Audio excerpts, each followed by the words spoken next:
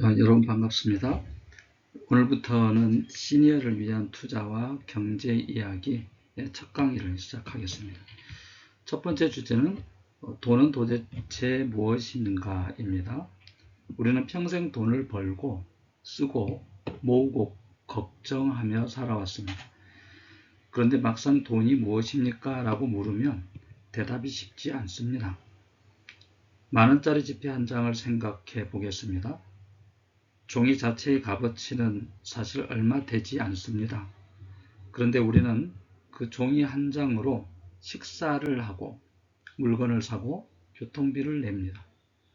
왜 가능할까요? 사람들이 그것을 만원으로 인정하기 때문입니다. 오늘 강의의 핵심은 바로 이것입니다. 돈의 힘은 종이에 있는 것이 아니라 사람들이 함께 믿고 사용하는 신뢰에 있습니다.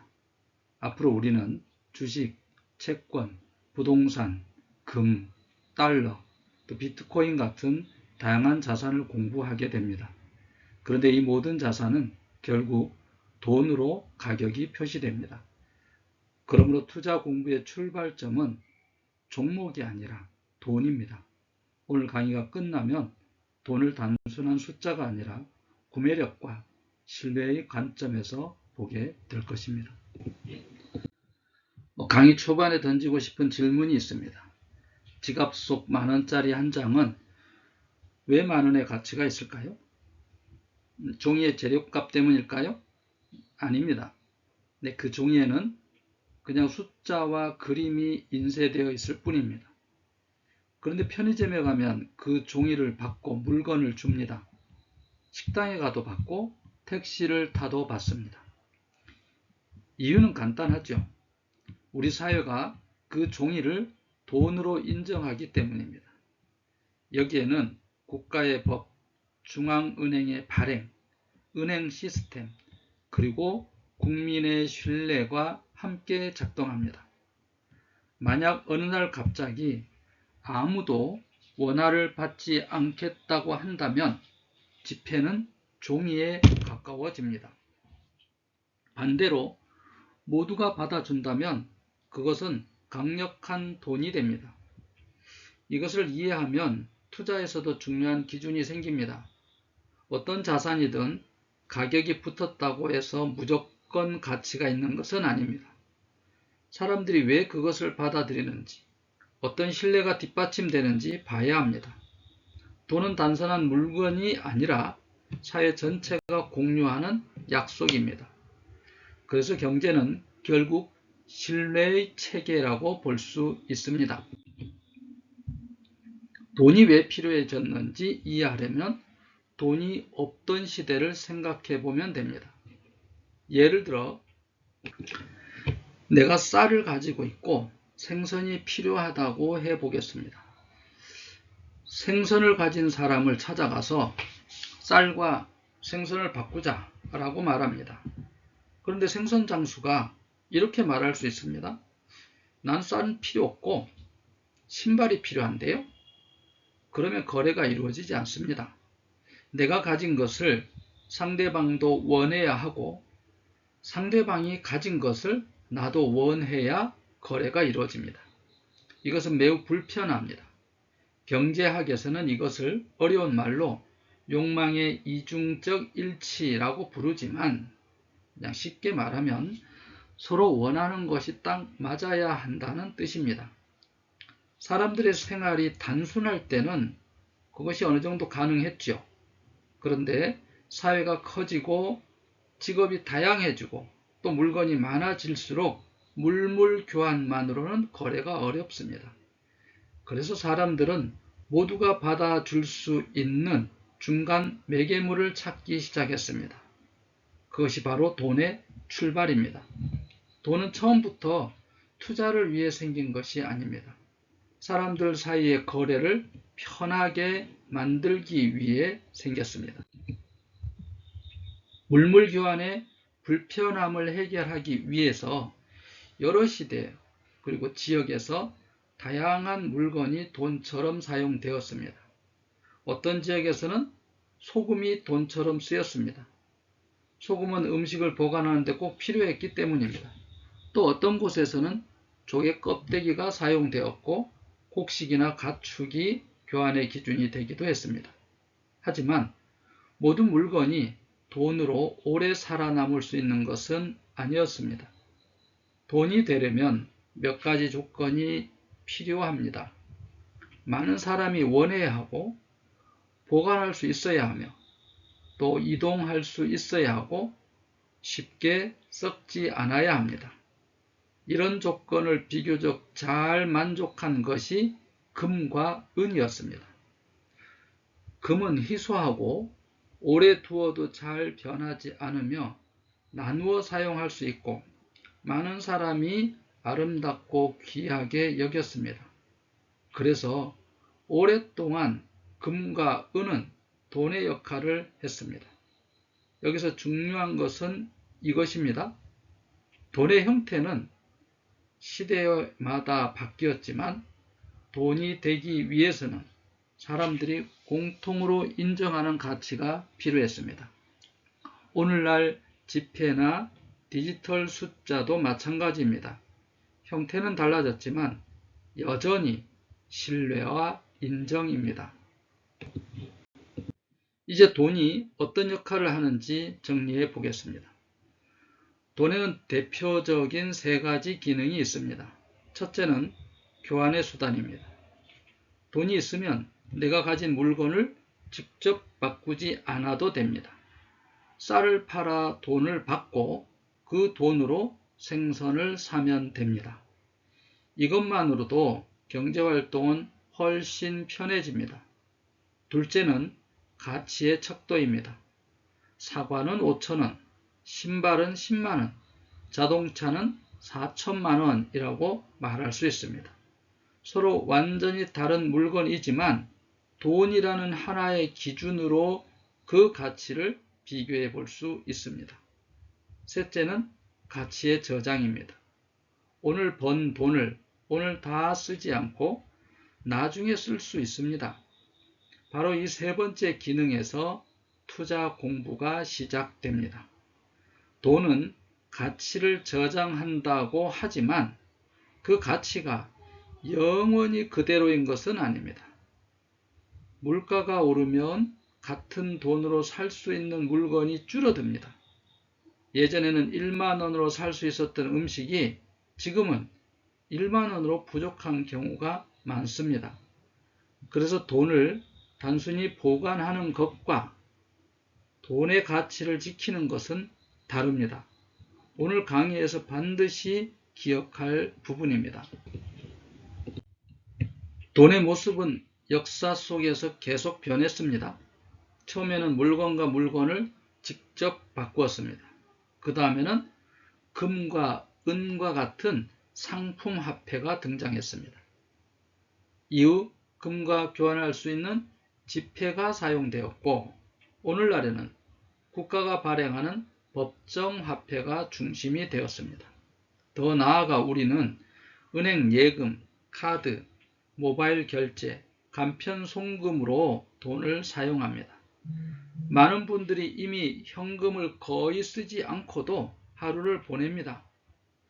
버스를 탈 때 카드를 찍고 마트에서 카드로 결제하고 자녀에게 계좌 이체를 합니다. 이때 실제 종이가 오가는 것이 아니라 은행과 결제망의 장부 숫자가 바뀝니다.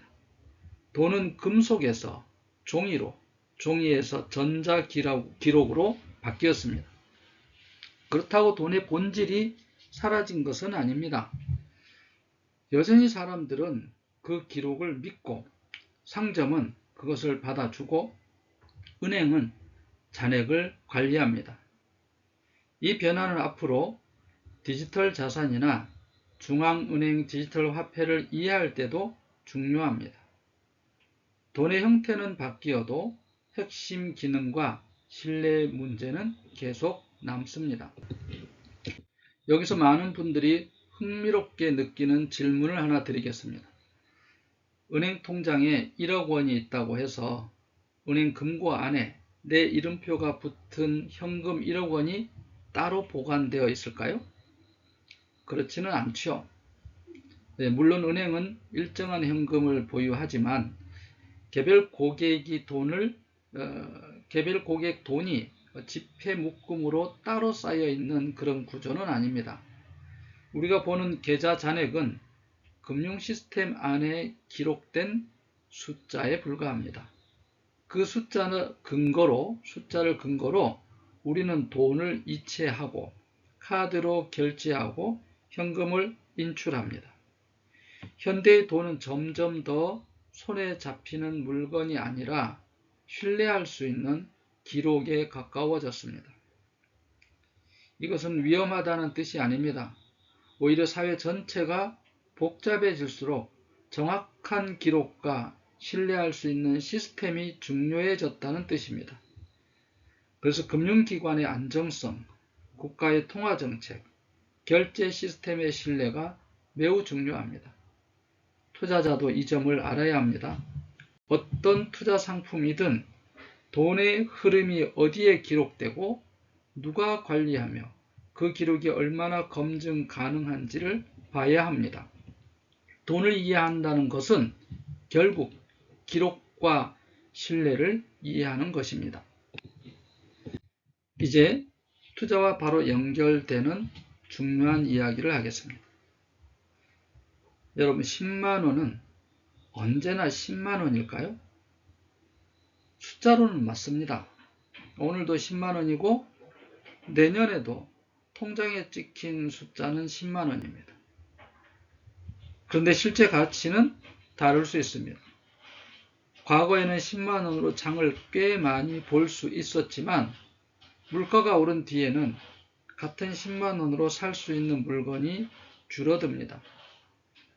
그래서 돈에는 두 가지 가치가 있습니다. 하나는 명목 가치입니다. 통장에 적힌 숫자입니다. 다른 하나는 실질 가치입니다. 그 돈으로 실제 무엇을 얼마나 살 수 있는가입니다. 투자에서 중요한 것은 실질 가치입니다. 예를 들어 예금 이자가 2%인데 물가가 4% 오른다면 어떻게 될까요? 통장의 숫자는 조금 늘었지만 구매력은 줄어들 수 있습니다. 이것을 이해하면 원금은 안전하다라는 말도 다시 생각하게 됩니다. 숫자로서의 원금은 유지될 수 있지만 구매력으로서의 원금은 줄어들 수 있기 때문입니다. 그래서 앞으로 계속 물어야 합니다. 내 돈은 숫자만 지키고 있는가? 아니면 실제 가치도 지키고 있는가? 많은 분들이 투자 공부를 시작할 때 어떤 종목을 사야 하는지, 어디에 투자해야 되는지부터 궁금해합니다. 물론 종목 중요합니다. 하지만 그보다 더 먼저 알아야 할 것이 있습니다. 돈의 가치가 왜 변하는가입니다. 돈의 가치가 변한다는 것을 알면 물가가 보입니다. 물가가 오르면 돈의 구매력이 줄어듭니다. 물가를 이해하면 또 금리를 봐야 합니다. 중앙은행은 물가와 경기를 보며 금리를 조정합니다. 금리를 이해하면 주식, 채권, 부동산이 왜 움직이는지 조금씩 보입니다. 금리가 오르면 예금 매력이 커지고 대출 부담은 늘어나며 자산 가격에는 압력이 생길 수 있습니다. 금리가 내려가면 반대의 힘이 작동할 수 있습니다. 그래서 이 시리즈는 돈에서 시작해서 물가, 금리, 경제, 투자, 자산으로 이어집니다. 이것이 바로 시니어 투자자에게 필요한 공부 순서입니다. 누가 어떤 상품을 좋다고 말하더라도 내 돈의 가치와 위험을 이해하지 못하면 올바른 판단이 어렵습니다. 투자는 정보보다 먼저 기준이 있어야 합니다. 그 기준의 출발점이 돈입니다. 오늘 강의를 정리하겠습니다. 첫째, 돈의 본질은 신뢰입니다. 만원짜리 지폐가 힘을 가지는 이유는 종이 때문이 아니라 사람들이 그것을 받아들이기 때문입니다. 둘째, 돈에는 세 가지 기능이 있습니다. 물건을 사고 파는 교환의 수단, 서로 다른 물건의 가치를 비교하는 가치의 척도, 오늘 번 돈을 나중에 쓰게 해주는 가치의 저장 기능입니다. 셋째, 돈의 숫자와 돈의 실제 가치는 다릅니다. 통장에 1천만 원이 그대로 있어도 물가가 오르면 살 수 있는 양은 줄어들 수 있습니다. 그래서 오늘 이것 하나만 기억하시면 됩니다. 돈은 숫자가 아니라 구매력입니다. 앞으로 우리가 투자 공부를 하는 이유도 결국 구매력을 지키고 키우기 위해서입니다. 다음 강의에서는 오늘 이야기의 자연스러운 어떤 다음 단계로 넘어가겠습니다. 그것은 내 돈의 가치는 왜 계속 떨어질까입니다. 인플레이션을 알면 왜 저축만으로는 부족할 수 있는지, 왜 투자 공부가 필요한지를 이해할 수 있습니다. 오늘 강의는 여기까지입니다. 감사합니다.